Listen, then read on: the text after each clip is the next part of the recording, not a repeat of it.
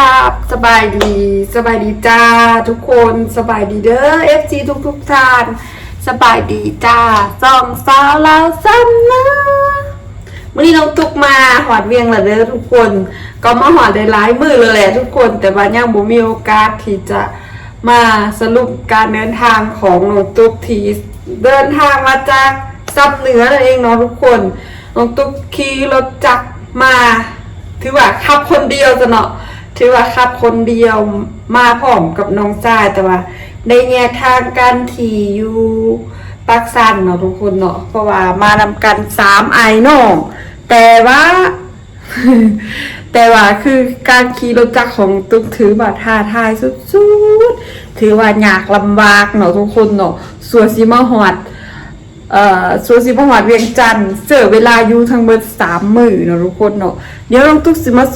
สรุปลิ้นพันสรุปรายจ่ายที่แบบว่าตั้งแต่ออกจากบ้านเริ่มตั้งแต่เซ็กรถจักรที่จะขี่มาเนาะทุกคนถามว่ามันท้าทายแล้วก็มันก็อันตรายสุดเนาะทุกคนแล้วก็มันก็เป็นสิ่งหนึ่งที่แบบว่าอยากลองเนาะครั้งหนึ่งในชีวิตก็อยากลองในการขี่รถจักรมาเวียงจันทร์เองเนาะทุกคนแต่น้องตุ๊กก็ยังมีชีวิตรอด มาหอดเวียงจันทร์อยู่เด้อทุกคนเด้อเพราะว่าคอยขี่คอยไปคอยมาเนาะทุกคนถ้ามาเมื่อยบอกโอ้ยสุดๆเลยโคตรเมื่อยเลยเพราะว่าก็จะมาเฮ็ดคลิปให้ทุกคนได้เบิ่ง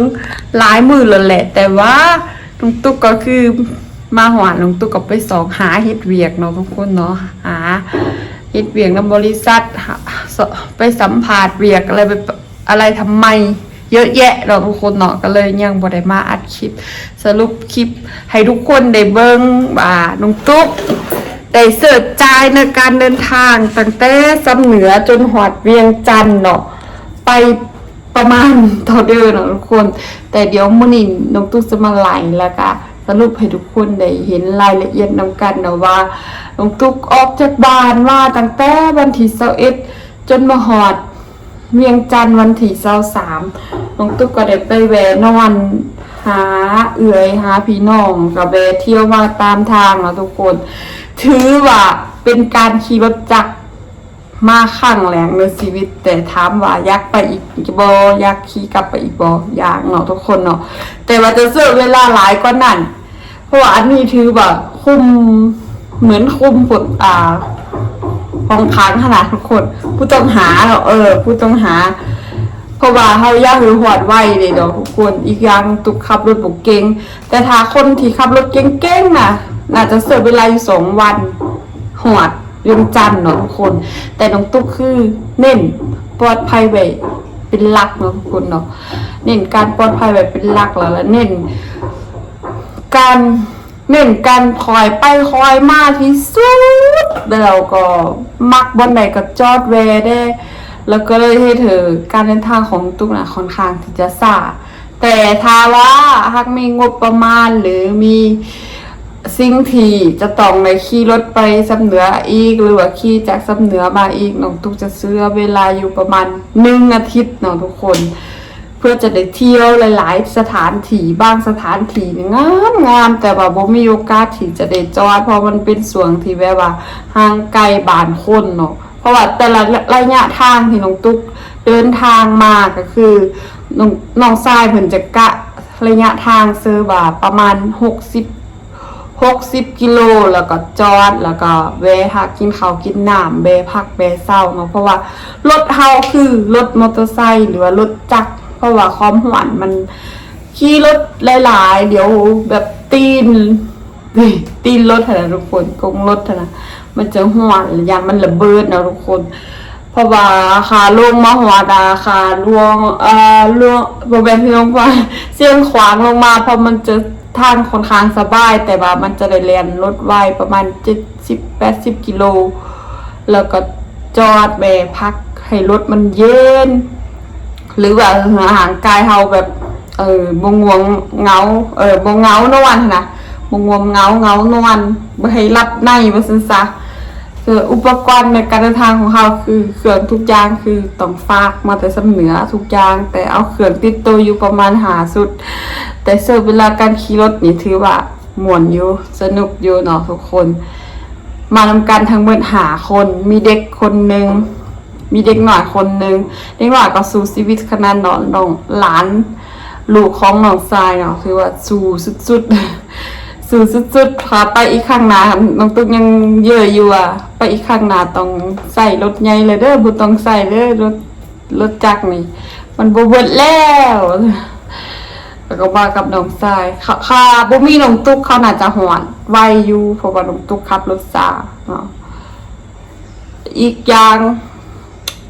งก็เบหลายวันเด้พอเมื่อยวันใดเขาก็เศร้าเนาะทุกคนแต่สนุกดีทุกคนอยากลองอยากไปอีกขอเก็บเงินเก็บตังค์เอาไว้แบบตามความฝันที่จะไปเที่ยวอีกก่อนเนาะทุกคนเสิร์ฟเวลาเก็บเงินอีกลาโดนเลยช่วงนี้ก็ยังบ่ได้ข้ามไปทางฝั่งไทยเด้อทุกคนน้องตุ๊กก็มาอยู่เวียงได้ประมาณ10กว่าวันแล้วเนาะทุกคนเนาะซึ่งมื้อนี้ก็ยังอยู่ห้องแถววันที่น้องตุ๊กอยู่กับน้องสาวกับน้องชายอะไรทุกคนแต่ว่าบ่ได้ถ่ายคลิปให้เบิ่งดอกเพราะช่วงนี้ก็มีหลายอย่างที่จะต้องเฮ็ดเนาะทุกคนก็บ่ได้ค่อยได้ลงคลิปให้ทุกคนได้เบิ่งได้ติดตามจะสรุปทั้งหมดเงินค่าเดินทางทั้งเงินทั้งค่าแป้งรถเนาะแป้งรถมาแต่บ้านก็ประมาณแบบเซ็กทุกอย่างถึงมันเกมพร้อมทุกอย่างไปมันเพลระหว่างทางกันก็คือประมาณ800,000เนาะทุกคนเปลี่ยนน้ำมันเครื่องรถเปลี่ยนตีนรถเปลี่ยนโซ่เปลี่ยนหยังที่แบบว่าอันเดอร์ที่มันบ่ดีหรอกนะเฮาก็เซ็กหมดทุกอย่างก่อนที่จะเดินทางก็700,000แล้วก็มาใส่น้ำมันรถยวนออกจากสำเหนือมา80,000แล้วก็มาฮอดหัวเมืองแล้วก็ใส่อีกเนาะฮอดหัวเมืองแล้วก็ใส่อีกประมาณ50,000แล้วก็ระยะทางจากสำเหนือมาฮอดหัวเมืองคือว่าระยะทางคือหายเฮ้งเนาะทุกคนเบิ่งน้ำคลิปทุกคนเบิ่งน้ำคลิปแล้วทุกคนก็น่าจะฮู้ว่าเส้นทางมันสุดของที่สุดแล้วเนาะทุกคนเนาะ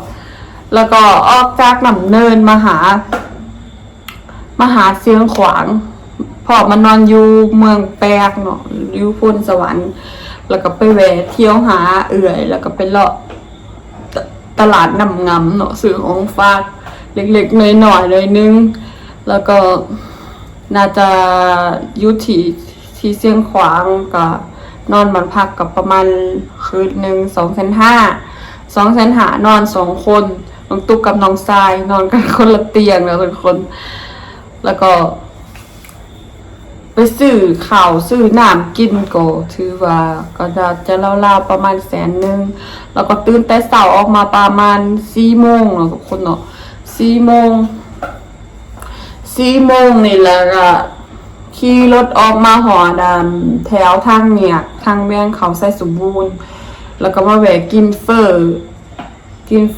ถ้วยหนึ่งประมาณ40,000เนาะทุกคน40,000 50,000นี่แหละตามจื่อบ่ผิดน้องตุ๊กจดไว้อยู่แต่ว่าน้องตุ๊กใส่โทรศัพท์อัดคลิปเนาะน้องตุ๊กก็เลยบ่มีอันมาไล่ให้ทุกคนเบิ่งแต่ว่าจื่ออยู่ว่าได้จ่ายไปประมาณนี้แต่ว่าขาวๆเนาะทุกคนเนาะค่าใช้จ่ายทั้งหมดรวมทั้งหมดเลยที่จะบ่รายละเอียดยิบย่อยก็คือประมาณ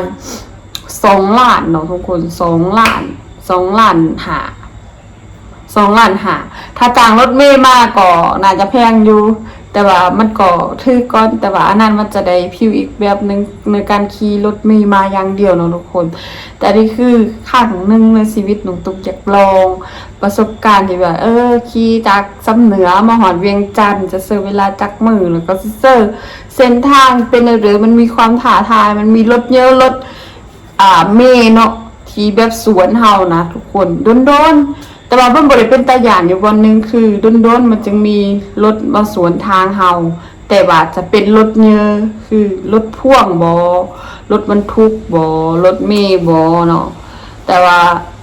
โดนมีรถวีโก้รถนี่มาแต่ว่าเขาก็ค่ คอยขี่หรือว่าคอยไปเนาะบ่ซะเขาก็บ่ได้เล็งไว้ที่แบบว่าคืออยู่ในเมืองแบบทางดีแล้วเล็งปื๊ดเลยนะทุกคนเพราะว่าทางมันเป็นฟูเนาะมันเป็นโค้งเป็นฟูเป็นโค้งสิแล้วมันเขาเจ้าก็คอยขี่คอยโค้งแต่ว่าเส้นทางมันจะแคบเรื่องการแซงรถเยอะรถบรรทุกคือต้องในระวังเพราะว่าในระวังงานเด้อหนึ่งก็ยันเกิดอุบัติเหตุนั่นแหละเพราะว่ารถมันยาวเลยทุกคนสัวสิแซงบิดแซงปนมันก็ลำบากน้องตุ๊กก็เลยคอยขี่ไปคือน้องชาย2คนต้องในทางน้องตุ๊กตลอดทุกคนรวมเม็ดเซ็ตในการเดินทางของตุ๊กก็คือ2 ล้านหาเนาะทุกคนถือว่าค่อนข้างหลายแต่ถามว่าขี่รถเมล์มาคุ้มบ่ก็คุ้มเนาะเพราะว่าแต่ว่ารถเมล์มันจะยาวตรงลงมาหอดเวียงจันทน์เลยแต่สำหรับน้องตุ๊กคือได้แวะถือว่าได้แวะ3 วันเนาะทุกคนก่อนสิฮอดเวียงจันทน์ก็มาแวะลินฮาดอยู่ปักสันนั้นแล้วก็แวะเที่ยวทงไหเห็นแล้วก็ไปแวะสวนผักกาดหนำเนาะอยู่เมืองคำแล้วก็มาแวะภูคูนจุดชมวิวภูคูนเบื้องทะเลหมอกเนาะแล้วก็มีอีกหลายบ่อนแวะอยู่ทุกคน ถือว่าคุ้มสุดคุ้มเลยแต่บ่อนเขาขายของฝากใกล้เมืองภูคูนมาหนองตุกบ่ได้แวะถ้าแวะนั่นคือสิแบบคักแต่ว่ามันเกิดสิค่ำแล้วเนาะก็เลยเล็งรถมาฮอดปักสันเลยส่วนมาฮอดปักสันก็ประมาณบ่าย 3เพราะว่ายานมันค่ำเนาะทุกคนรถดอกทรายก็ตีนหัวเนาะทุกคนมาฮอดดีแต่ว่ามาฮอดปักสันแล้วไกลสิฮอดตัวเมืองแล้วก็เลยตีนรถนั้นหัวน้องตุ๊กเดินทางเหมือนน้องตุ๊กยานอย่างเดียวคือยานแต่ตีนรถระเบิดเนาะทุกคนระเบิดแล้วก็ยานเวลารถสวนทางมาแต่ว่าก็ผ่านจุดนั้นมาได้เนาะทุกคนถือว่าเป็นประสบการณ์อันใหญ่หลวงของตุ๊กเลยที่แบบว่าขี่รถมาแต่ซ้ำเหนือ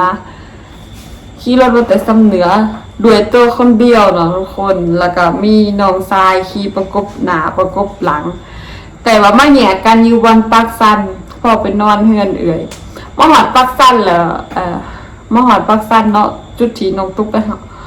หอดไปนอนนำค่ะนะเราพื้นผ้าน้องตุ๊กกินปิงเอ็นป้าไปทาคิวบักกันนู้นถึงเวลาได้กินมาซ้